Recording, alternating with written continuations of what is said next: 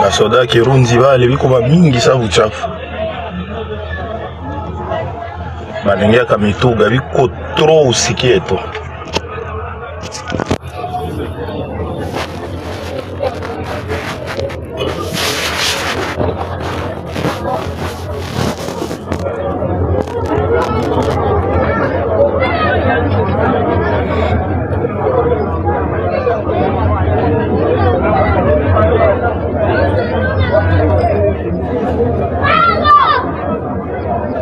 Nakumbuka kwa registre nyuma banengia awezi kosa hata make viko mingi sawali kamituga saa injo banengia.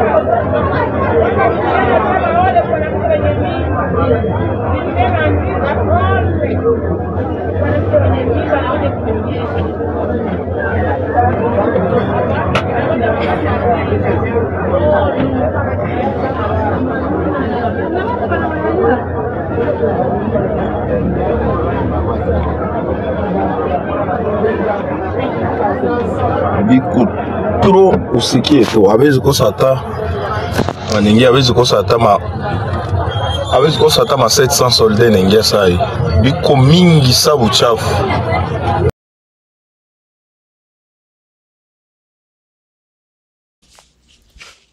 Les gens me posent des questions. Ils ont vu des vidéos circuler de militaires burundais et beaucoup se sont posé des questions. Qu'est-ce qui se passe au front de la FARDC? Pourquoi les Burundais démissionnent, se désengagent?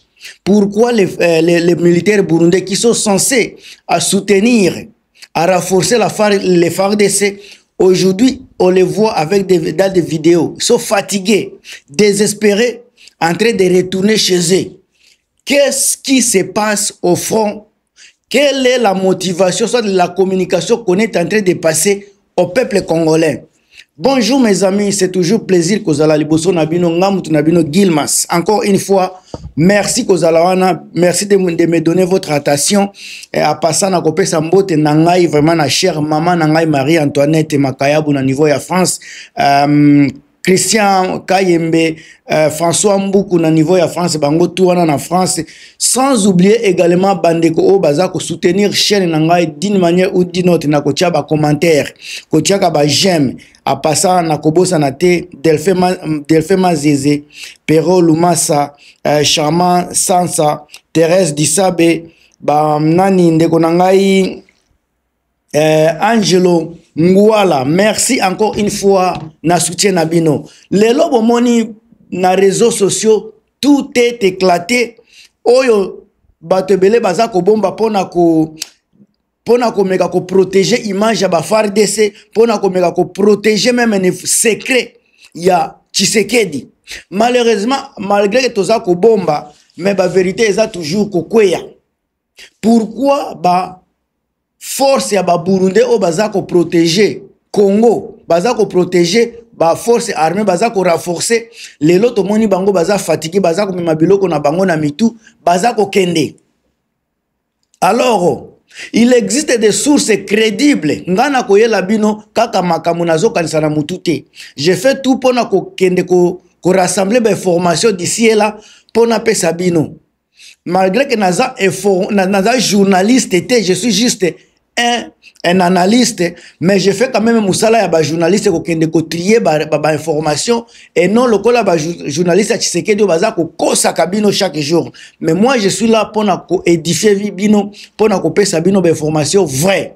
Alors balobi il existe des sources crédibles qui indiquent que les troupes de Burundi se sont retirées ou en tout cas en train de se retirer de certains fronts dans l'est de la République du Congo, la République démocratique du Congo, où elles appuyaient les forces de l'armée congolaise et forces armées de la République démocratique du Congo contre les M23. Alors, on a les OPS Labino, résumé et les réseaux probables.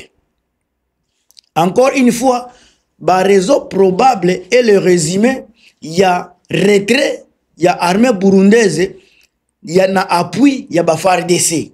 Bolandanga avec vraie précision, avec Mateo Kofungama, Bolanda mission Tina Souka, pour comprendre réellement cause, il y a défection, cause, il y a découragement, cause, il y a retrait, il y a armée burundaise.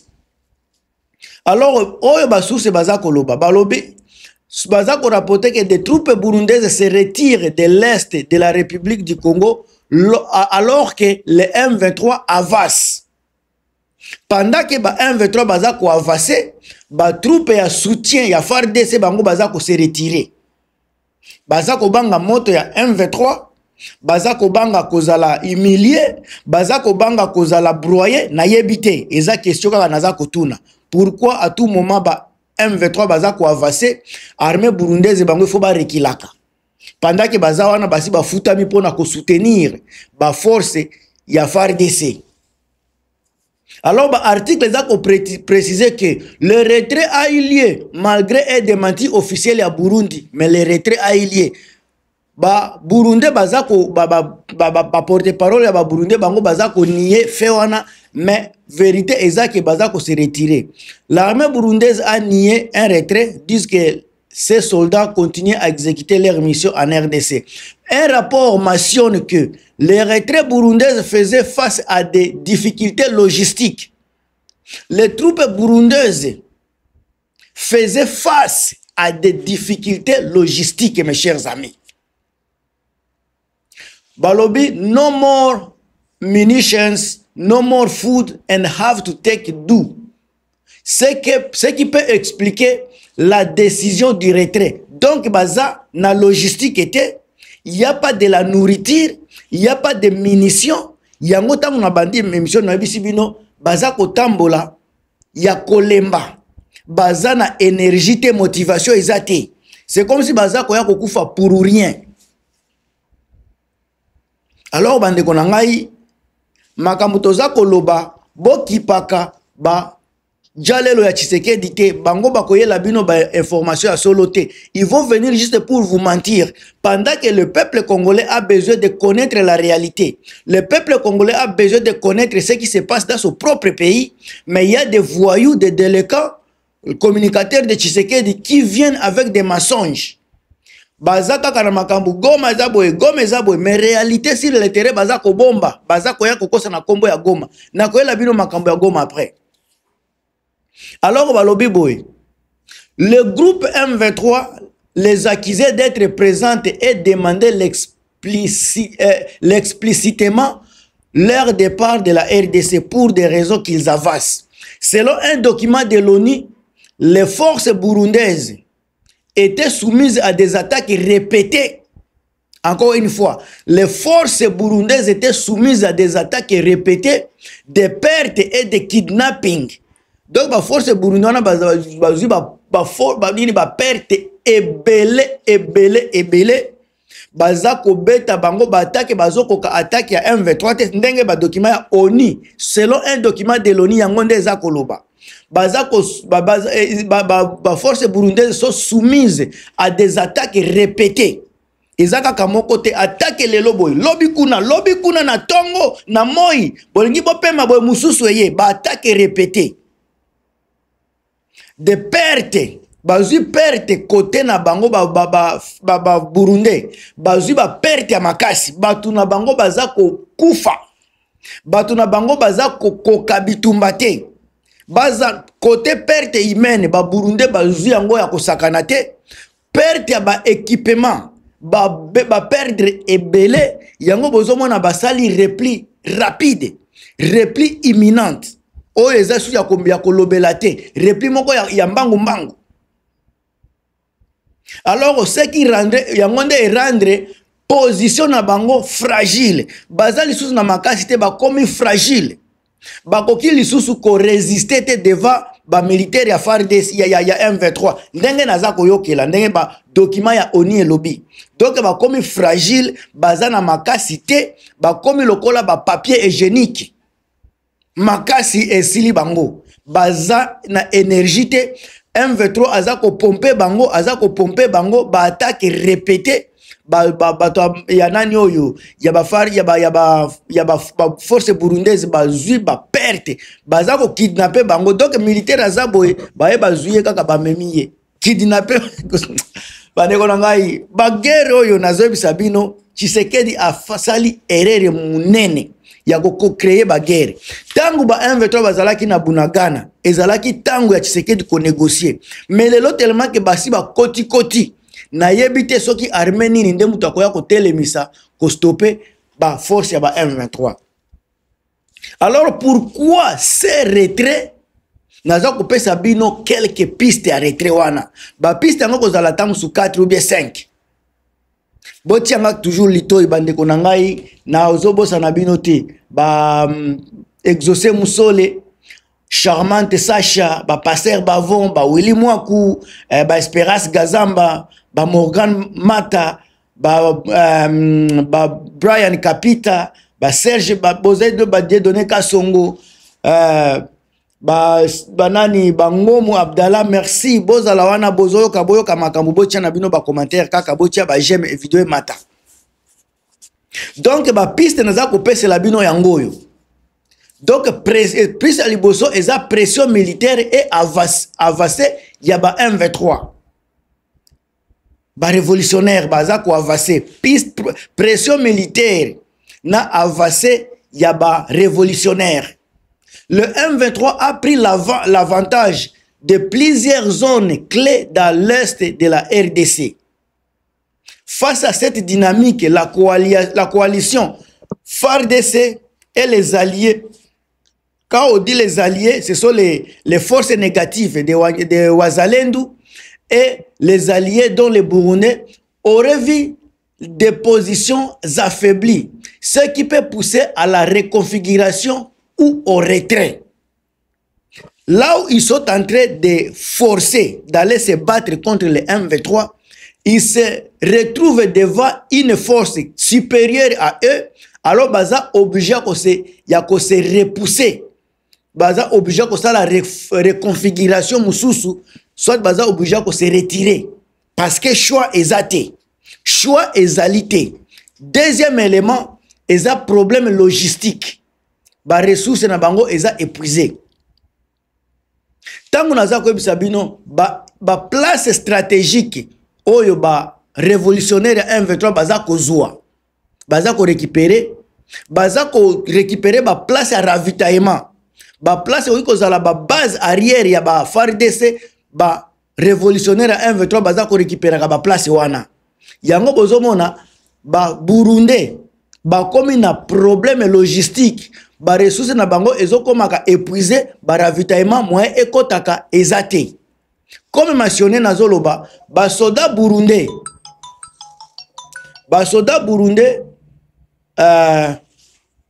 mutu moko abengaki ba soda burundais n'avaient plus de munitions, plus de nourriture. Dans certaines zones, cela limite gravement leur capacité à combattre ou à tenir les positions.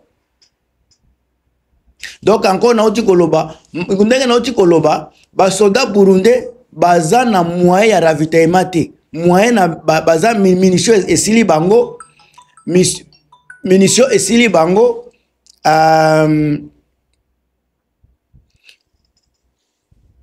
babanini babilei pe ezate bapele eza kwambrienga mingi yango bonona nazangi presque na komaki makamunanga. Alors dans un conflit régional ya boye bandeko et qu'on limite gravement la capacité à combattre ou à tenir. Parce que M23 va place bazo kende, baza ko attaquer ba position stratégique qui ravitailler ba ennemi na bango. Alors toza pe na ba volonté politique, ba volonté stratégique ya ko limiter ba engagement.